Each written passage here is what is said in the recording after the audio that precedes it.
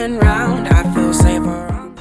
Yo, what is up, guys? I'm here with my good friend, with Mr. Andres Ospina. What's going on?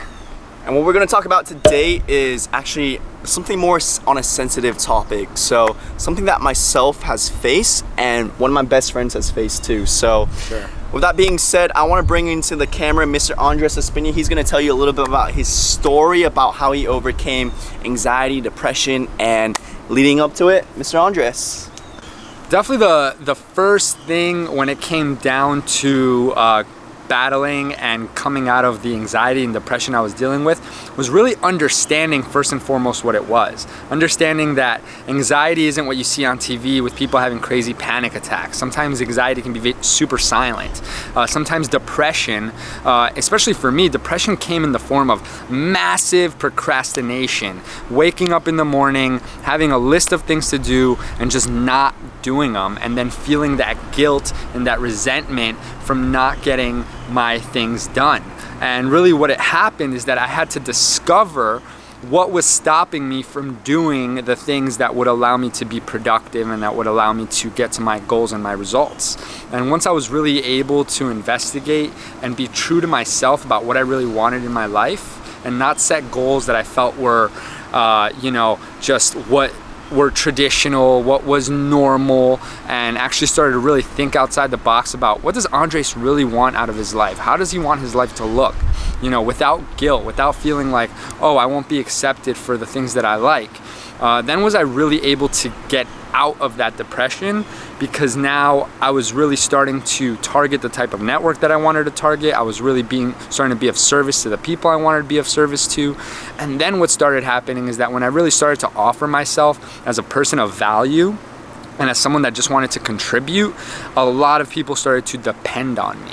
And now when people depend on you, when people really need you to come through for them, right, and you really start to fill up your pipeline with tasks and things to do, you start to really fill up your day with activities to the point that you can't even think about procrastinating, where you start producing, creating results for yourself, and that starts to excite you in the morning.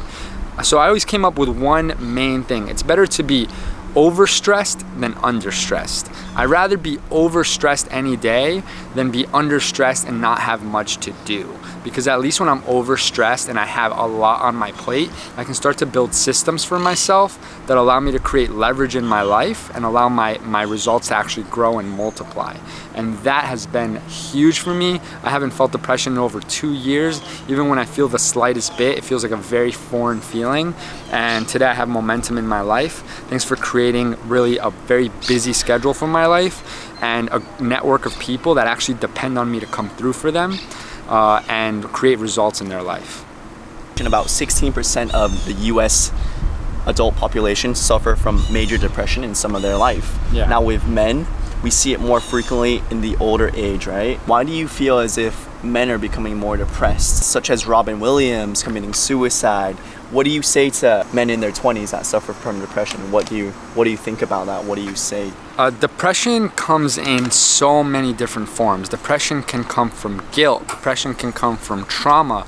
Depression can come from just being unsatisfied with maybe your partner in your life and not knowing how to cut that off. So a lot of times, once again, it really comes down to truth and authenticity. It really comes down to not being afraid of change, and it really comes down to having a support system. The truth is that I did have a major support system. I had coaches, I had business partners, I had friends that really, while I was going through it, knew what I was going through and were able to offer me support. The truth is that I was blessed enough to be introduced to a community that encouraged me to share my feelings, that encouraged me to learn how to forgive myself for the mistakes that I made in this world.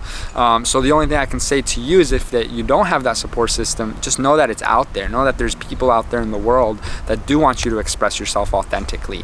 There's people out there in the world that aren't going to judge you because maybe you're into polygamy and you want more than one wife, or maybe you just want to go and travel the world and you want to retire early and you want to take massive risks, right? There's nothing wrong with that. If you have the certain desire, resisting it is really what creates that momentum of depression.